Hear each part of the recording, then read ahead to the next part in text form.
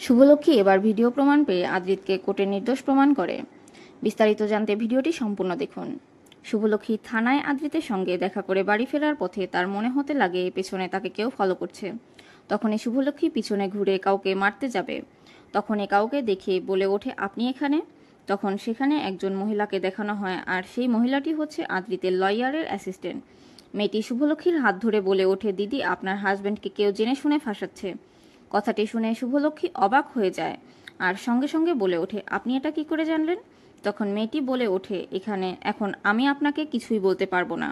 কাল আমার পাঠানো লোকেশনে আমার সঙ্গে আপনি দেখা করবেন। একথা শুনে শুভলক্ষ্মীও রাজি হয়ে যায়।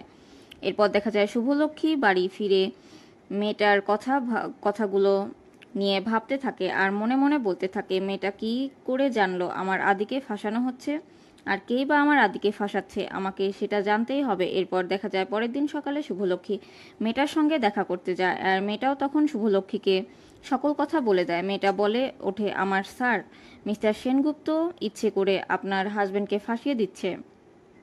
মিস্টার আকাশ সেনের কাছে থেকে টাকা নিয়ে আপনার হাজবেন্ডকে কেস লড়ছে ফাঁসানোর জন্য, আর তাকে ফাঁসানোর জন্য প্ল্যান করেছে। এই কথা শুনে শুভলক্ষ্মী অবাক হয়ে যায়। এরপর শুভলক্ষ্মী মেয়েটাকে প্রশ্ন করে উঠল, আপনি এটা কি করে জানলেন? মেয়েটি সঙ্গে সঙ্গে উত্তর দিয়ে বলে ওঠে, আমি সকল কথা নিজে কানে শুনেছি। আমার স্যার আপনার হাজবেন্ডকে ফাঁসানোর জন্য কোর্টে মিথ্যা ভিডিও পেশ করেছে। আমি সেটা আগেই বুঝতে পেরে আসল ভিডিওটা আমার ফোনে পাস করে রেখেছি। এই দেখুন ভিডিওটা দেখা মাত্রই শুভলক্ষ্মী চমকে ওঠে। সেখানে স্পষ্ট দেখা যাচ্ছে আদ্রিত রায় সেই খুনটি করেনি। তখনই শুভলক্ষ্মী মেয়েটার হাত ধরে বলে ওঠে, আপনি আজ আমার যে উপকার করলেন আমি কোনোদিনও সেটা ভুলতে পারবো না।